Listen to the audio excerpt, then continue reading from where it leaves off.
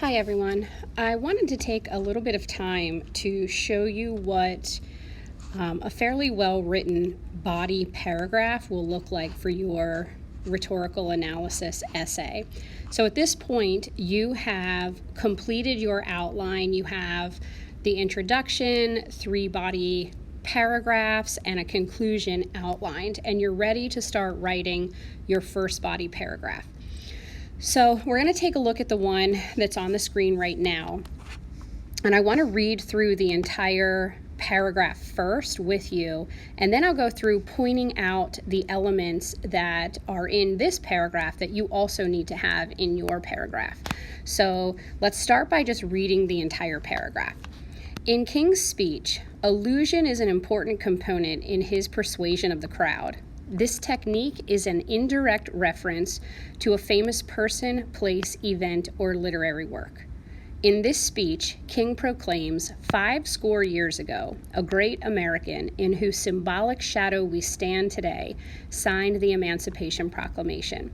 This momentous decree came as a great beacon light of hope to millions of Negro slaves. It came as a joyous daybreak to end the long night of their captivity. King indirectly references Abraham Lincoln to illustrate the important moment in history that gave the then slaves hope that they would be set free. Through this allusion, King reveals that he is grateful for what Lincoln did, and without his actions, slavery could still be a policy in the United States. However, this reference also shows that it has been 100 years since Lincoln took a major step in bettering the lives of African Americans by writing the Emancipation Proclamation. As of the day of the March on Washington, African Americans were still being treated unfairly without equal rights. However, King includes his dream of a future where all God's children will be able to sing with a new meaning, "My country, 'tis of thee, sweet land of liberty, of thee I sing." King's allusion to America by Samuel Francis Smith describes how different the country would be if all people, regardless of race, would be able to rejoice in the land of the free. The allusion strengthens King's claim because referencing a famous song appeals to the audience's sense of familiarity and connection as one. He then elaborates on the idea that liberty and freedom will not just ring from the South, but from everywhere, because the entire country must do better in its treatment of African Americans. King uses allusion to strengthen his claim that everyone deserves equality and justice, no matter the skin color. So that's a really well-written paragraph, and this is the model that I want you to use as you are creating your paragraph from the outline that you've already done. So let's break this paragraph apart, and I'll show you that the parts that you have written in your outline right now really do fulfill what's on the screen in front of you. So in your outline, you have a topic sentence. For Roman numeral 2, 3, and 4, it's letter A. It's your topic sentence. And in this particular one, it's the very first sentence in King's speech. Allusion is an important component in his persuasion of the crowd. So what's really important is that we're mentioning the rhetorical device that is going to be analyzed in our topic sentences. Then letter B on your outline is the definition, which is written right here. This technique, which is allusion, is an indirect reference to a famous person, place, event, or literary work. Following this on your outline, letter C is your signal phrase plus your evidence with a citation. So if you look in this example, I bold-faced the signal phrase. In this speech, King proclaims, comma. That's a signal phrase. We don't want to just drop our quotes in like a bomb. We have to signal that we're adding a quote from another person, and we do that with our signal phrase. And then we put our evidence in. So this comes word from word right from the speech. It's highlighted in green here. So I made sure that I had everything written as it is in King's speech. I didn't change it at all because it's a direct quote. And you'll notice at the end of the green is King 603, which that's the page number at the time this was written from the original text we were reading. So the citation is in there. Note that the period does not come after captivity, it comes after the citation. So then what? So then on your outline, letter D of your outline is polish, and you were prompted to write at least 2 sentences answering these questions. What does the evidence say or mean? Meaning, in green on the screen in front of me, what does that even mean? Question number 2 was, why does King include this example? What effect will the example have on the audience? And how does this example help to enhance King's claim? So if you look at what I have noted here in blue, this is where he's explaining what his evidence, highlighted in green, means.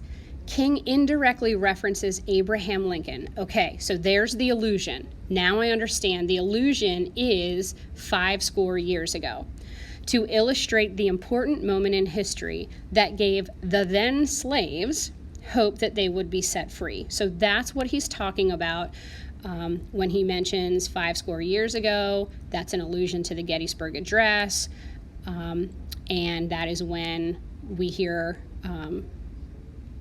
Abraham Lincoln giving his very famous speech. He also signed the Emancipation Proclamation, which is mentioned in green as well. So the blue highlighted section helps to explain what that evidence means.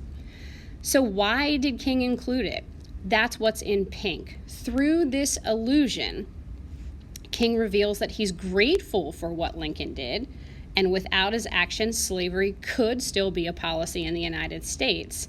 However, this reference also shows that it's been 100 years since Lincoln took a major step in bettering the lives of African Americans. So although the writer of this paragraph is mentioning, okay, he alludes to Abraham Lincoln, the writer goes a step further to explain why. Well, yeah, King is grateful that Lincoln wrote the Gettysburg Address. But at the time of this speech, things were still not great for African Americans. And he's saying, look, it's been 100 years since that was written, since the Emancipation Proclamation was written.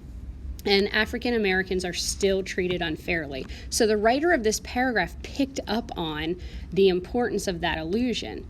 So how does it impact the audience? If you look in gray, as of the day of the March on Washington, African Americans were still being treated unfairly without equal rights.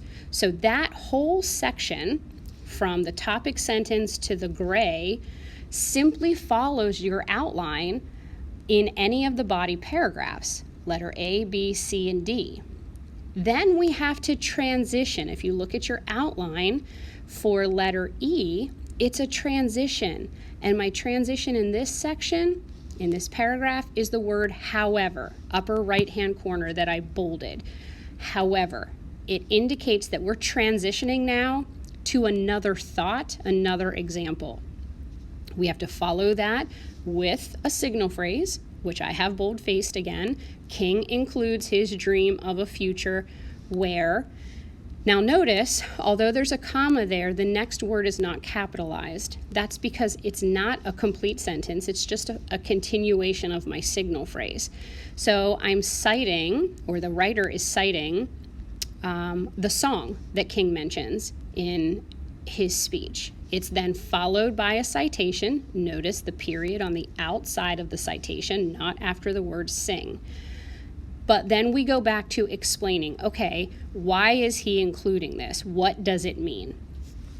So in blue, King's allusion, I'm mentioning the name again, to America by Samuel Francis Smith. So there's the allusion. I don't just leave it up to the reader to try and figure it out. I mention, or the writer mentions, what the allusion is.